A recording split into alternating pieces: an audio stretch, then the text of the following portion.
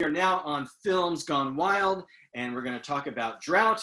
We have a dynamic duo of Megan Petersen and Hannah Black. That now you guys can go through the rest of the day and go, I'm part of a dynamic duo now. It's literally been documented. It has. Except. Yes. All right. So one of you takes the honor of introducing our audience to Drought. They have not seen the film yet. So tell us what Drought is about. Oh, okay. So Drought is a narrative feature film. It's a coming of age story really about a family, a group of siblings. The youngest brother, Carl, he is on the autism spectrum, and he is fascinated and very knowledgeable about weather. They live in a small southern town in 1993, and it is going through one of the worst droughts that they've had in a very long time. Carl is predicting a storm to come out west, and he convinces his sister Sam and their estranged sister Lillian and best friend Lewis to go on this road trip in an ice cream truck to chase this storm that he is predicting. And it's really just about family and forgiveness and following your dreams. Okay. Now the two of you co-wrote, you co-directed, you co-produced, you co-starred. I'm assuming you both had a hand in the craft services, and one was a gaffer and the other was holding the boom mic when the other wasn't on screen. I'm assuming that you guys just did every damn thing on this. So tell me, let's talk about that. Let's talk about how you guys divvied up the responsibilities throughout the process, both in the development of this and how you traded that back and forth, and then on set, how that dynamic worked between the two of you. That's a great question, because we are a very micro budget film. So we did not have the budget to hire a bunch of folks, especially in pre-production. So in the development, we actually are co-creators. So we created it together, and we would get together and write out scenes or discuss scenes, kind of outline it. And then Hannah is the screenplay writer. So she would go and write 5 pages a day, send it to me, I'd review, send it back. So that's how our process worked for creating it. And then when it came to locations, casting, all that, we handled that. But then finally in production, we did get to have a team, a small but mighty team. We had 11 folks on crew.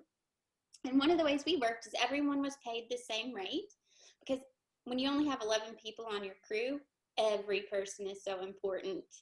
And so everyone is equally deserving of Critical. It was fun. It was challenging. I think Hannah has said it best in the past, that the way we work is we just know each other so well. We know what bothers each other and where we can be a strength where someone else is a weakness. For instance, we were in a scene and the grip truck was stuck in sand, and I like handle more of the logistics producer side of things, and she knew all I could think about was how much it was going to cost to get that grip truck out of this thing. We're like in a scene, and she's like looking over at it. And I was like, hey, we have to be in the scene. They are like calling, they're figuring all of that out. I don't know if it's gonna work out, but we're just not gonna worry about that right now.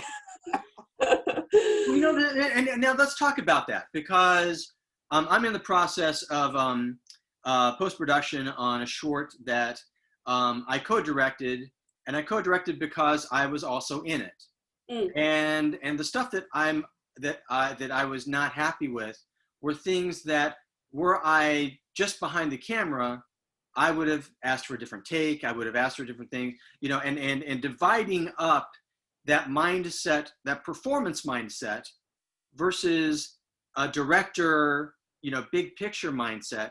It's difficult, and that's why I brought on it. I wanted to team with another director. Because of that. And what I discovered was that, I still needed it to be that thing that I wanted originally. Now with you two as a tandem, let's talk about the hardcore realities of being in front of the camera and yet making sure that you got the shot that you wanted, that the framing was there, that your performances were there. Because, you know, listen, you're on micro budget. You didn't have a video village, and both of you are on camera. So neither one of you could actually be looking through the viewfinder as you were acting. So what the hell did you do? It was, well, so Megan and I are actors first. We trained together in Meisner for 2 years. So with us in the scene, we know when it is not working, when something is missing, when things are off, or when it's like, yeah, that felt magical. But we also had a very seasoned cinematographer, Brad Walker, incredible. So we always, and he knew the style that we liked. He knew what we were looking for. We discussed all that. And we also just really trusted him. We had an amazing first AD, Christy Ray, who's an actress as well. And our dear friend who is the editor, prop, set deck, Parrish, had read our script from the inception. So these 3 people were really watching out for our performance. And there was so much trust that had to happen during that time. But it was a really magical thing, but because since we trusted them so much, they just, and because they're wonderful people, they just went above and beyond. And we got so many takes. Yes, our cinematographer, we got the best of both worlds, because on indie shoots, a lot of times you can sacrifice takes or you sacrifice setups. But Brad is incredible. I don't even know how he does it, but we had more footage than we knew what to do with. So we definitely found what we were looking for. And we always made sure the shot was, we checked the viewfinder before we would shoot the scene. And our wonderful gaffer and then our editor would be our stand-ins. So yeah. Everyone was pulling multiple things, or our crafty ladies would come in and step in so we could see exactly what we were going for. And like Hannah said, I think the pre-production process is critical then. So we had so many conversations with Brad about what we were looking for and the style we wanted. Now let's talk about, I mean, the fact that you guys said, you know, this movie was made for $150. And you know, and when you're working with a budget, okay, $125. Okay, a couple Subway tokens and a quarter. Got it. All right. So when you're working on a budget like that, production design is really a challenge. And, you know, and all too often, you know, we see a film and, you know, you go, man, they made their best effort.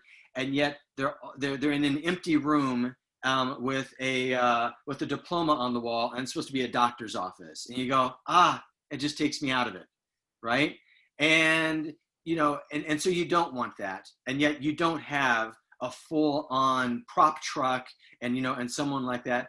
So talk about, you know, how you to approach this to make sure that you filled out the corners of the frame, you know, without having that money to spend to do so.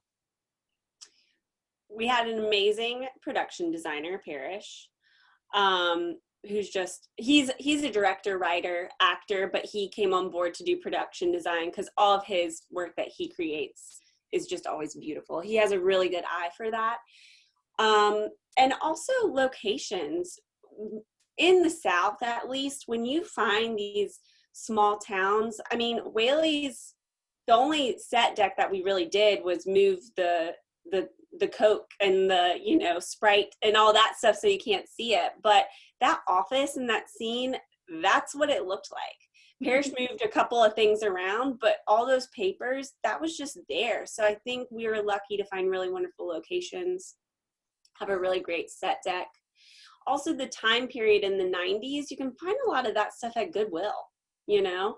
And he did a really good job. We have, because we live in Wilmington, there is a studio here, Screen Gem Studios, and there is a film community here, and there is a prop house that was so generous to let us look through what they have and use it, like the backpacks and and we just randomly found that camera. I went to a friend's house and her parents were having a yard sale, and I was like, that 1989 RCA Can I We're like, sure. Okay, and then the next thing is, again, when you're involved in all these aspects, and you said you guys had a wonderful AD, but that thing of making sure that you do have your coverage. You know, it's one thing to shoot a lot of footage. It's another thing, you know, to get that connective tissue with second unit stuff, with inserts and things like that. So talk about that being on the set, and you know, and how you two leaned on each other or on your crew to make sure that you didn't like wrap production and then go, oh crap, we have to recreate this thing because otherwise we've got a jump cut we're dealing with. Yeah. I get, you go. You go. No, you go. Okay. I just go back to, well, I'll speak for Brad. If Brad, our cinematographer, was here, the one thing he wished we had was more coverage of the ice cream truck driving around, like exterior shots of the ice cream truck. I think he still would go out and shoot it if we could. Ice cream truck isn't with us anymore. It's not working. So yeah. I just will give the credit to Brad. He's so good. So in a moment, if he would notice something, like in the boxing gym, if someone was doing something interesting with their hands or with the camera, he would say, let's just run that again. And then he would grab that insert without even disrupting the flow of the day. He's got a really great eye for those little moments that are that connective tissue you're talking about, that without them, you're like, wait, how do we piece this together? What were you going to say, Hannah? I'm curious. That. Also, so a hurricane hit in the middle of production, which, yeah, it was the worst. Anyway, so we had to pause for 2 months and finish out our last 5 days in November. During that time, right before we paused, there's a scene almost toward like the second to the last scene of the movie, and we were filming it and it wasn't working. We're like, this feels childish. This feels like it just doesn't feel right. And so, I mean, of course the hurricane was awful, but a silver lining in that is we were able to write a new scene. That second to the last scene before the end was written in between going back onto production. So that was kind of a blessing because then we didn't do pickup shoots. It was just that. So that was kind of a nice little thing that happened despite Okay. All right. All right. Yeah. The final question, and this is something that again, if you've gone through the pain and the assery of making a film, oftentimes this happens to us. We get an assembly cut of our film, and we watch it, and we go, "Where's my film?" Because this thing is not what it was, what I thought. This is, you know, and there's people, we're saying the words that we wrote, and people are saying the things that we shot and doing the things, but this isn't it. And you have that moment of dear God, what has happened here? What went wrong? And of course, it always winds up that you're okay, you know. But that first moment, talk about that angst, that moment, and then how you guys worked through that. Well, John will tell you, we avoided that angst. And our dear friend Parrish is such a saint, because Hannah and I sat in the editing room the entire time with him. So we saw all of the takes. We saw what we had. And I think it lessened the blow, if there was going to even be one, because we knew what we had cut together is what we had. Mm-hmm. And Parrish is such a good editor. So even our assembly cut was more of a fine-tuned assembly. Mm-hmm. It was really a nice first cut. Mm-hmm. That we were weirdly looked at each other and said, aren't we supposed to be disappointed? And not like, wow, this is awesome, we're awesome, but it did feel like, oh, this is our movie. And I also do think it's because if you have an editor who's an amazing director writer themselves, who's read your script for the past 3 years since the very first draft, who know, because he's one of our good friends as well, who knows us, who's also on set, it's like, I mean, we are so blessed and lucky to have Parrish. He made our movie what it is. Everyone did. But yeah, there wasn't really disappointment because of all that history. Yeah, it's okay. We went through the disappointment of things when we were watching the edit happen. Parrish even had a score sheet where we would get points taken off if we spoke self-deprecating comments. He's like, minus 1,000. We don't know what we're losing. So we really had a lot of fun. Yeah. Right. Well, I'll tell you, the best compliment I can give to the film is that a film like this, you want your audience to want to spend time with these people. You want them to not look at their watch. You want them to maybe want to get back into the ice cream truck and take another spin around the block with them. And and that's what I think the success of the film is that you gave us a handful of people that we enjoy, and that we're right there in that ice cream truck with them, but understanding the dynamics and the tug and the push and the pull and and the love and the anger and on each of those things. I thought you guys did that very, very, very well. Thank you. You're welcome.